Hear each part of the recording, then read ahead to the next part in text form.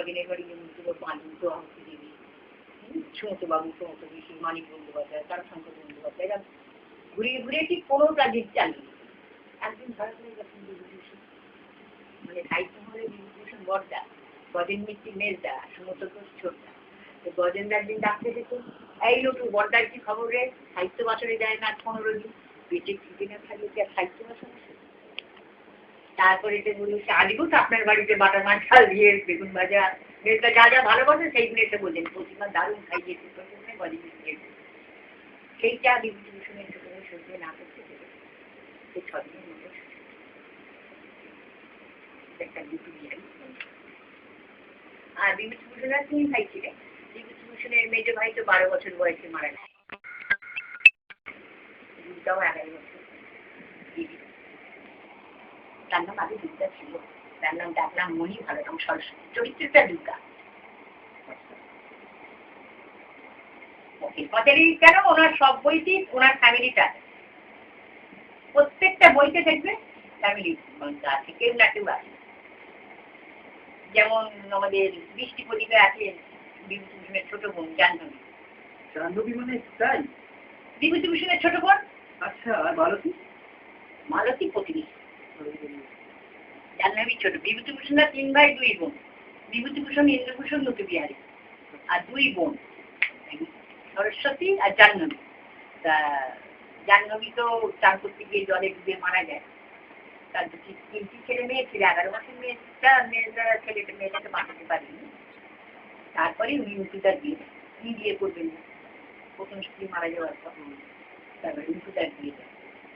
তারপরে ওই আপনি বিয়ে দিয়েছিলেন গায়িকা শচীন বন্দ্যোপাধ্যায়, যার বন্দরে বন্দরে বই শেষ করে বসে শচীন বন্দ্যোপাধ্যায় মারা গেছে, মারা গেছে,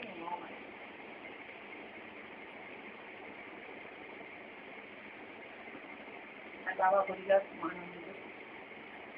হরিহর যে হয়েছে মহানন্দ দেব, বাবা ওকে পূজা আর্চা করতেন, কত কত পাঠ করছেন, যখন যেতেন বাড়িতে হাঁড়ি চলতো, এই আমার হাঁড়ি চলতো, এরকম করতে। এইটাই মানে আজও বাড়ি ছিল।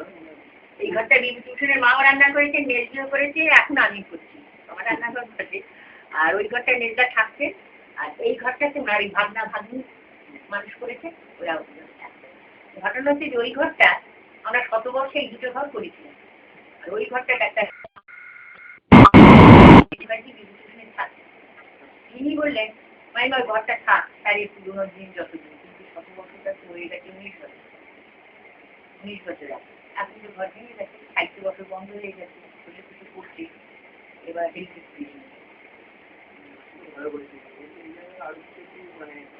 হবে আমাদের 8টা দফা দেয়া, দেখা যাক কি হয়। তারা সরকারকে 8 দফা দিতে, তারা খুব খারাপ আছে না যেমন আমি খবর জানতাম, আমি কাজলটা করেছিলাম। কাজলটা কি ওনার প্রথম স্ত্রী ভেবেছিলেন আমার অপুর ছেলে কাজল আসছে তার জীবনে, কিন্তু কাজলটি এলো না। ওটা উনি 22 পৃষ্ঠার গীতা লেখেননি। কাজল বইটা পড়লে প্রথম আছে বিভূতিভূষণ বন্দ্যোপাধ্যায় প্লাস তারাদাস বন্দ্যোপাধ্যায়, দ্বিতীয় শুধু তারাদাস বন্দ্যোপাধ্যায়। প্রথমটা আছে বিভূতিভূষণ বন্দ্যোপাধ্যায় প্লাস তারাদাস বন্দ্যোপাধ্যায়, দ্বিতীয় শুধু তারাদাস বন্দ্যোপাধ্যায়, তৃতীয় হবে তথাগত বন্দ্যোপাধ্যায়, বিভূতিভূষণের না। ও বঙ্গবাসী করে ইংলিশের অধ্যাপক, ও দেখবে ধারাবাহিক ভাবে দেখবে তথাগত বন্দ্যোপাধ্যায় আনন্দবাজারে তৃণমূল লেখা টেখা না, বিভূতিভূষণের 2টো না।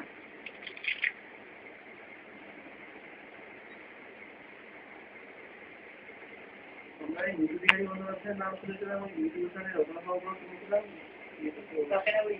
তখন ওই চিঠি যেগুলো ছিল বাবা নিউটুদাকে নিয়ে ট্রেনে সব চিঠি দিয়ে গেছে। নিউটুদাকে ট্রেনে উঠেও চিঠি দিচ্ছে, এই স্টেশনে নামলাম তাও আমি ইচ্ছামতি উপন্যাসটা নিয়েছিলাম আর কি। আমি প্রথম আসছি এখানে, ইচ্ছামতিটা দেখার খুব ইচ্ছা ছিল। ইচ্ছামতি উপন্যাসটা পরে আমি বিভূতিভূষণের প্রথম উপন্যাস করেছিলাম বোধের বাজার, তারপরে সবই পড়েছি। প্রথম উপন্যাস কিন্তু আমি আমার পড়া প্রথম প্রথম উপেক্ষিতা প্রথম গল্প। গল্পটা না, উপন্যাস না, গল্পটা লেখেন, গল্পটা লেখেন, লিখে উনি পথের পাঁচালী শুরু করেন এই বাড়িতে বসে, বুঝেছ? সেই যে নানুদি খুকুদি। তার মানে উনার এই ছবিটা কি এই বাড়িতেই তোলা? হ্যাঁ হ্যাঁ, এই তো মেজদার এই বাড়িতে এইটার ব্যাকগ্রাউন্ডটা বোধহয় এই বাড়িতে ছিল না? এই তো হারান চেয়ারের কাছে। এই যেখানে হারান দেওয়ার চেয়ারটা আছে, হ্যাঁ, ইচ্ছামতি লিখেছে, হ্যাঁ হ্যাঁ। হারান চেয়ার বসেছে, ইচ্ছামতি লিখেছে। আচ্ছা, ওখানে বসে হ্যাঁ, মেজদা মেজদি। আর এই পেছনে কিছু চিঠি দেওয়া আছে। ওরে বাবা, চিঠি, নুটুলদার চিঠি। আমি বিভূতিভূষণের 325খানা ডায়েরি কমপ্লিট। এবার যখন সব রিসার্চ করছে, বাংলার উপর সব করছে, একদিন সাহেব 26 বছর বাংলা শিখেছে, 1 নভেম্বর এসেছিল মেজদার মৃত্যুদিন। তো আমি এইখানে ওই ঘরে তখন থাকতো ছবিটা, ওই ঘরে মেজদার দুখানা বই, দেবযান, দিনের পরে দিন, তা ওই দুটো বই আছে। আমি ওনাকে মিষ্টি টিষ্টি মালা টালা দিয়ে খুব পেছন থেকে এটা আমার বললেন, মাসিমা নমস্কার। আমি চেয়ে দেখি লাল লাল চুল তো সিধা, আর সাহেব তো একদম আমেরিকা থেকে আসছে, আর লাল গেঞ্জি, কালো একটা শর্ট প্যান্ট, হাতে একটা বালা। তারপরে আমি বললাম, বাবা এত বাংলার হবিটা কি জানি, দেখা যাক। তারপরে আমরা বাঙালিরা দেখবে যে সাধারণত প্রসাদ দিলে মাথায় থেকে খাই, তাই না? কিন্তু ওই সাহেবকে আমি যখন দিলাম, বললো কালকে আমি তারাদাসকে ফোন করেছিলাম, বন্ধায় লজ ভাড়া করেছি। তারাদাস বন্দ্যোপাধ্যায় বললেন যে আমাকে খুব ওকে প্লিজ নিয়ে এখন খুব ভুগছে, যাই কোথায় আছেন ওনার বাড়ি? উনি বেড়াচ্ছেন মানে কলকাতা। তা তখন বলছেন যে উনি বললেন ওখানে আমার মাইমা আছে। বাবলু বলে না? হ্যাঁ, ডাকনাম ডাকনাম বাবলু। বললেন যে আমার এখানে কল্যাণী ইউনিভার্সিটি, যাদবপুর, ঢাকা ইউনিভার্সিটি সব তো আছে এখানে, বর্ধমান, শিলিগুড়ি, তারপরে যারা বাংলা সাবজেক্ট নিয়ে করছে। তা ওনাকে আমি জিজ্ঞেস করলাম, বললো আমি 26 বছর বাংলা শিখেছি, বাংলা পড়েছি, আর খুঁটিনাটির জন্য আর 4 বছর শিখবো। আমি যখন ওনার বংশ পরিচয়টা দিলাম বিভূতিভূষণে, একদম কি পরিষ্কার বাংলা হাতে, আমাদের হাতে লিখে আমাদের বাঙালি ছেলেদের আছে। গাড়িতে কে আছি ম্যাডাম, ডাকুন, কিস্তি বাংলা বোঝেন। কে কেরকম কিস্তি বাংলা বোঝেন? আর ভারতে এনেছেন কেন? ওরা ভারতে এনেছে কি লজে যে একটু বলি, তাও তো কোনো আগ্রহ আছে? ঠিক আছে, আমি এত খুশি হয়েছি, কারণ একদিন তেলেগু চাঁদে পাহাড়ের উপর করছে, সে একটা বাংলা, আমি তেলেগু, আমার এই ভাই আঠারো কথা আছে, আজকালই আছে, ও হায়দ্রাবাদ থাকে, তেলেগু ভাষায় কিছু বলতে পারি না, বুঝতেও পারি না, বুঝতে কি জঘন্য ভাষা। তা তখন ওই তেলেগু একটি বাঙালি ছেলে নিয়ে এসেছিল, ওখানে সার্ভিস করে, তাকে নিয়ে এসেছে। আমি বাংলায় বলেছি চাঁদে পাহাড়ে। সুনীল গঙ্গোপাধ্যায় বলছেন, আমি 4 চোখে গেলাম আফ্রিকা, চাঁদের পাহাড় দেখলাম না। বিভূতিভূষণ না গিয়ে কি করে লিখেছেন এই হ্যালেন চাই বাড়িতে হ্যালেন। ওটা তুমি বিভূতিভূষণের ভাতৃবধূর বইতেও পাবে, মেজদার বইতেও পাবে হ্যালেন চাই। কেন ওখানে বসবেন না লিখে চৌধুরী উনি যখন পুরীতে কাশিতে চলে গেলেন, কাশিতে সূত্র রিলেটিভ না, কাশিতে তো বিভূতিভূষণের বাবা যখন দুর্গা মারা গেল, বিভূতিভূষণের বাবা তারপরে ওখানেই মারা যান বাবা, উনি ওর বাড়ি রান্না করতেন ওনার মা। আর হ্যাঁ, রান্না করতেন তো কি কষ্ট দিয়েছে অপুকে, তাই না? কি মার লীলা বলে কেউ কি ছিলেন? লীলা ওনার বান্ধবী। হ্যাঁ, লীলাই ছিল, লীলাই আছে, বইতেও লীলা। যেমন রানু খুকু, এই পাশের বাড়িতে রানু খুকুদের বাড়ি ছিল, দোতলা বাড়ি ছিল, আমিও শিখেছি। বসুন্ধী মানুষদের 2 বোন। ওই জ্যাঠা মানে ওই যে ওরাও ব্যানার্জি তো, ওই রকম মেয়েদের কোনো কিন্তু কাকা জ্যাঠা কেউ নেই। আচ্ছা, খুকুর বিয়ে হয়েছিল এই বাড়িতে। এই বাড়িটা হচ্ছে সেই নগেনপুরের বাড়ি, যে নপুরি, যেমন নাটোর, মোনা, আর যখন ওরা কাশিতে চলে যাচ্ছেন, যখন দিদি মারা গেল, সেই দিদির কত পিসির মারা এনেছিল না এই বাড়ি, ওই পুরুঙ্গিটার মধ্যে ছিল ঘরে। আমি দাঁড়িয়ে থেকে কাজ করাচ্ছি, তুমি কি বলছো, যেখানে যা ছিল সেখানে ঠিক খাইতে। এখানে মেজদার পুরুঙ্গি ছিল, ওইদিকে একটা আলমারি ছিল, এই দরজা ছোট, সব দরজা লম্বা হবে, এই দরজা ছোট। আমি দাঁড়িয়ে থেকে ভিডিও ক্যামেরা করে কাজ করছি, কেন মেজদা এই ঘর দিয়ে মাথা হেঁট করে বেরিয়েছেন ভ্রমণে যাওয়ার সময়, থাকছে ওই দরজা দিকে। তাকে এই কুকুর দিয়ে হয়েছিল এই বাড়িতে। আর আমি যখন রানু এসে বললো না যে অপু আমাদের গ্রামটা এত বেশি পচা, যে তুই চলে যাচ্ছিস স্কুলে রানুকে পেটে খিদে থাকবি তুই চলে যাচ্ছিস। তখন বললো যে আমি তো অনেক শহরের লোক দেখবো, গাড়িতে উঠবো, রাইড দেখবো, অনেক কিছু দেখবো, কিন্তু দিদি তো কিছু দেখলো না, ট্রেন লাইন তো দিদি দেখতে পেলো না। তখন এই সিঁদুরের কৌটোটা, পুঁথির মালাটা দেখবে এখানে একটা ডোবা আছে, ডোবাটার নাম বিলবিলে। বিলবিলের গল্প আছে, তুমি রচনা বলি 12টা খন্ডে শুনেছো? 10টা মানে 10 করে দিয়েছে এখন, 12 ছিল, আগে 12 ছিল, আমি 12টা খন্ডই পড়েছি। আর দিনের পরে দিন বইটা কি আমার কাছে আছে, ওই দেখবে কিরকম 2 পয়সা 4 পয়সা নিয়ে নিগঞ্জ গেল না, চ আজকে ভ্রমণে যায়, কলেজ থেকে থাকি, তুমি তো বলছো আমার কাছে একটা পয়সা নেই, 2 পয়সা। দেবা চট্টোপাধ্যায়, হ্যাঁ, উনি কি প্রথম পক্ষে ছেলেটা হন? না আমাদের এই মেজি দেবা হলো জুনুদি, হলো বিভূতিভূষণের মেজো, সেজো ন। আর মেজোর বিয়ে হয়েছিল, সেজোর বিয়ে হয়েছিল আমাদের ক্ষুদিরাম, যাকে দিদি দেখেছিল চারুশীলা দেবী। হ্যাঁ, চারুশীলা দেবী ছিল ভবানী।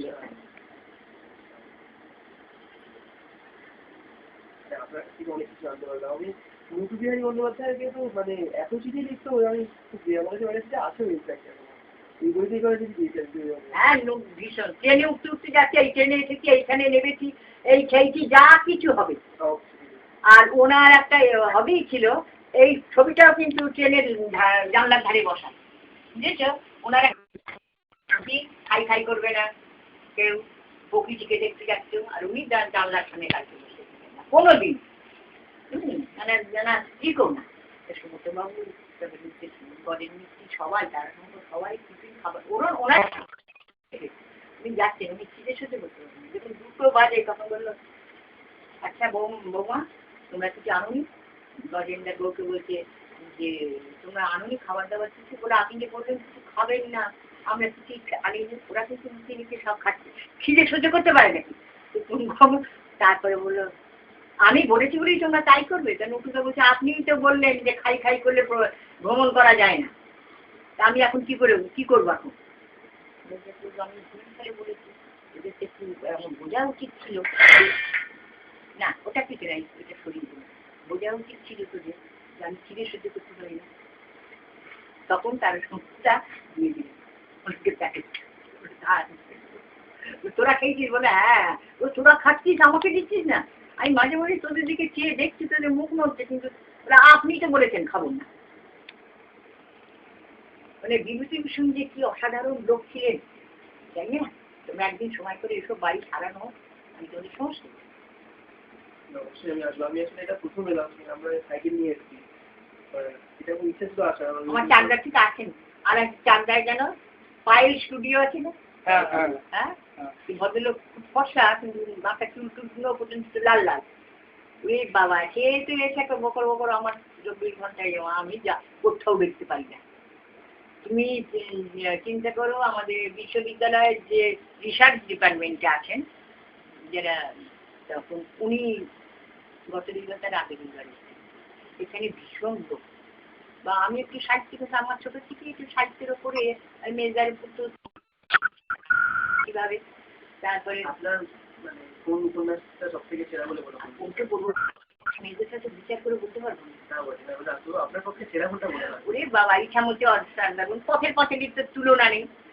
পথের পাঁচালীর তুলনা নেই। দিনের পরে দিন, আরণ্যক, চাঁদের পাহাড়, মেঘমল্লার উনি এই বারান্দায় বসে লিখেছেন। তাই? মেঘমল্লা, ইচ্ছামতি। আমি ভেবেছিলাম মনে হয় মেঘমল্লার উনি বিহারিতে লিখেছিলেন। না না না, বিহারে কি, উনি পথের পাঁচালীতে যখন এইখানে শুরু করেন তখন ওনার হরিলালের সোনারপুর ক্যানিংয়ে ওনার সার্ভিস হল স্কুল মাস্টার। তখন উনি ওখানে ঘর ভাড়া করে রাখলেন, তার আগে ওই গল্পটা বেরোলো, উপস্থিত হয়ে যায়। ছেলে কি ক্যানিংয়ের ওখানে গিয়ে জানেন? আচ্ছা, ওনাকে যে গল্প লিখতে যে ছেলেটা খুব ইন্সপায়ার করেছিল আর কি, মানে বিয়ে করেছিল, সেই ছেলেটা পরবর্তীকালে কিছু চাইনি। এই যে ছেলে দিয়েছি ওই তাপস ব্যানার্জি, হ্যাঁ, প্রাইমারি স্কুলে হেডমাস্টার ছিল। ওখানে দেখবে একটা মুড়ির দোকানে বিভূতিভূষণকে রোজ তেলে ভাজা মুড়ি খেতে। আর এই বিভূতিভূষণের জন্মদিন একদম সমস্ত গ্রামের যত লোক আছে সকলকে মুড়ি খেতে ভাজা। ওরা হরিনাবিতে যখন কি উনি লিখছেন তার আগে ওই যে দুটো একটা গল্প টল্প বেরিয়ে গেছে, ছেলেরাও ডিস্টার্ব করছে, সব জায়গায় প্লাকেট মারছে অপূর্ব ব্যানার্জি। তখন ক্লাসচন্দ্র ঘোষ ভাগলপুরের জমিদার ক্লাসচন্দ্র ঘোষ খুব বিরক্ত হয়ে যাচ্ছেন উনি, তখন বললো দাদা আমি এই কাজ করবো, ওনার চাকরিটা কোনো ব্যাপার না, আমি করবো কেন ক্লাসও ডিস্টার্ব করবো, বললো না এখানে আমি বলবো না, আপনি আমার জমিদারি স্টেটটা দেখাশোনা করুন, পথের পাঁচালি শেষ করুন। পথের পাঁচালি শেষ করে উনি ল্যাপটে দিয়ে যান আরণ্য, তারপরে আরণ্য পথে আরণ্য দেখেন ওই যে ভানুমতিটা যে সব ওখানে কারের লোক, এবার আরণ্য ওখান থেকে এসে শেষ করেন এই ভ্যালেন্টিয়ার। আচ্ছা, আর চাঁদের পাহাড় তাই এখানে ওখানে ঘুরেছে, চাঁদের পাহাড় অসাধারণ। সুন্দরবনের 2 নম্বরে একটা, হ্যাঁ উনি তো ফার্স্টে চাকরি করেছেন সেনাবাবুর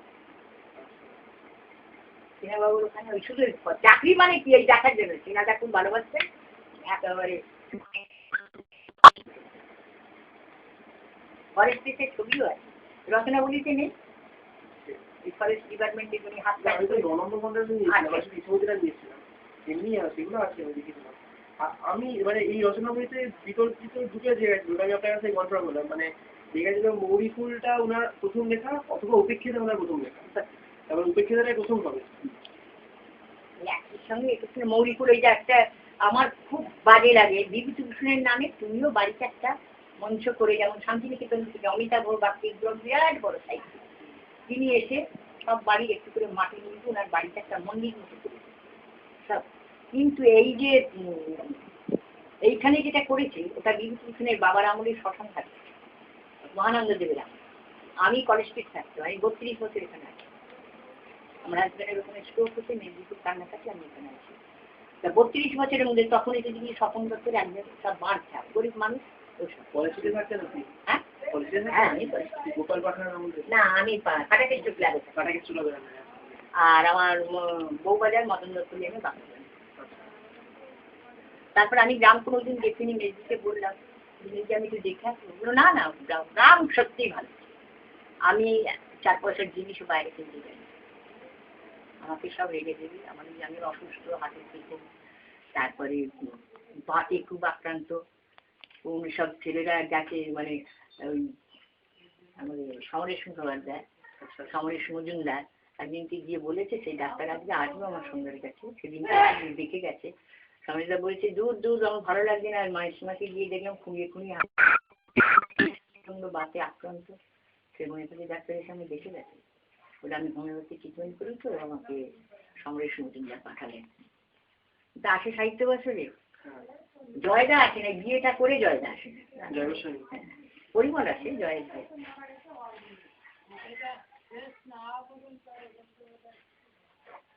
আমি কিন্তু খুব ভালো আছি। আমি আমার কবি করুণানিধান বন্দ্যোপাধ্যায় আমার বড় মেসমশাই ছিলেন, আর মণি শঙ্কর, এখন শঙ্কর বা মণি বাদ দিয়ে শঙ্কর রয়েছে, আর প্রথমে যে উনি এই বইটা করলেন, অনেক বই আছে, না মুখোপাধ্যায় শঙ্কর, এখন শঙ্কর নামে পরিচিত করেছে। নীনাদা, গৌরদা, মণিদা তিনজনই রাইটার, কিন্তু নীনাশঙ্কর মুখোপাধ্যায় আমার পিসমশাই দারোগা ছিলেন, এই উকিল ছিলেন, মানে এইখানেই বাড়ি, কামরাপাড়ার বাড়ি, এই বাড়ি বিক্রি করে দিয়েছে অপদার্থসা, বাবার বাড়িটা বিক্রি করে দিয়ে সল্টলেকে ফ্ল্যাট কিনেছে। আমার দাদা হতে পারে, কিন্তু আমার আপন পিসির ছেলে, যার অহং থাকে সেই জীবনে কিছু করতে পারে, বুঝেছ? শচীন্দ্রনাথ লাহা যে শকুন্তলা বই প্রথম লেখে, আমি তাকে ভাইফোঁটা দিয়েছি, আমার দাদার বোন সঙ্গে আসতাম। তা রামকুমার চট্টোপাধ্যায়, সেই বাড়িতে এখন আবার মেয়েরও বিয়ে হয়েছে, রামকুমার চট্টোপাধ্যায়ের বাড়িতে, তাদের আমি কোনোদিন অহং দেখিনি। বিভূতিভূষণের কোনো, শোভাবাজার রাজবাড়ি যাচ্ছেন, বলা হচ্ছে আপনি জামাটা পাল্টে সম্বর্ধনা দেবেন, এটা নিয়ে যান, আপনি এই জামাটা চেঞ্জ করে যান, জামা দিয়ে যেন আমার তোরা চুপ কর জামা দিয়ে আমায় চিনবে, এই মেজদার ডায়লগ ছিল, তার সঙ্গে কারোর তুলনা করতে পারি। আমাদের স্কুলের মানে প্রধান শিক্ষক উনি রিটায়ার করেছেন, উনি এটা নিয়ে অনেক কিছু লিখেছিলেন। ওই যে তোমাদের চাকদার যে আমাদের এই বিপুল রঞ্জন সরকার, না আমাদের ফার্স্ট হলো দুবার, আচ্ছা অরূপ হ্যাঁ অরূপ দাস অরূপ দাস ও কানাডাতে গিয়েও আমাকে চিঠি দিয়েছে, ওর বিয়েরও চিঠি দিয়েছে। ও বিয়ের পরীক্ষা মাধ্যমিক পরীক্ষার 15 দিন আগে সুনীল দা আছেন না, সুনীল স্যার, তা অনেক ঘটকবাবু সুনীল ভট্টাচার্য এই নবরণ ক্লাবের কাছে বাড়ি করেছে। তা তখন না হ্যাঁ হ্যাঁ খুব ভালো গান করে, আমার বাড়ি এতটা আমার নিজের দাদার মতো ধুতি পড়া হতো। হ্যাঁ হ্যাঁ ধুতি। উনি খুব ভালো গণসঙ্গীত গান। হ্যাঁ গণসঙ্গীত মানে এই বাড়িতে সকালবেলা আসে রাত্রিরে যায়। তাই ওদিকে উনি আসলে তো বনগাঁ ছিলেন, আদি বাড়ি বনগাঁ। ওনার মা মারা গেল হারিয়ে, আমি তো থাকি ওনাদের সব অনুষ্ঠানে আমি আছি। তারপরে না অরূপ এসে প্রণাম করে বললাম, অরূপ আমি জানতে পারবো তো? শুনে গেছিল অরূপ এসে আমি জানতে পারবো তো রেজাল্টে? নিশ্চয়ই। সেই দিনই রাত্রি 11টার সময় একটা প্যাকেট মিষ্টি নিয়ে, মেজদের জন্য মালা নিয়ে, সুনীলদা, ঘটকবাবু আর একজন না কি ঘটতে আছে সব এসেছে। অরূপকে জিজ্ঞেস করলাম, অরূপ তুমি কি এই স্কুলেই থাকবে না চেঞ্জ করবে? বললো না, আরো 2-1টা ছেলে বেরোবে না উচ্চ মাধ্যমিকে এখান থেকে। এই রোগা শিখছে। আমি তো ভীষণ খুশি, আমি পড়াশোনাটা খুব ভালোবাসি, নিজেরা অতটা করতে পারিনি তো, কালচারের মধ্যে থেকে আর কি যতটা হয়। আমি আমার এখানে সমস্ত ছেলেদের বাড়িতে লম্ফ দিয়ে পড়তো, আমার ঘরে লাইট টাইট আছে, মেয়েটা লম্ফর আলোয় প্রদীপের আলোয় পড়েছে, তোদের সব ডেকে উঠেছে এই ঘরে পড়ি, বিভূতিভূষণের বাড়ি লাইট থেকে তোরা বাইরে লম্ফে পড়বি। আমার এখানে সব বিয়ে সেকেন্ড ইয়ার ফার্স্ট ইয়ার সব পড়ে, এখন পড়তে পারছে না, তবে রাত্রি 11:30 12টা অব্দি এসে বসবো।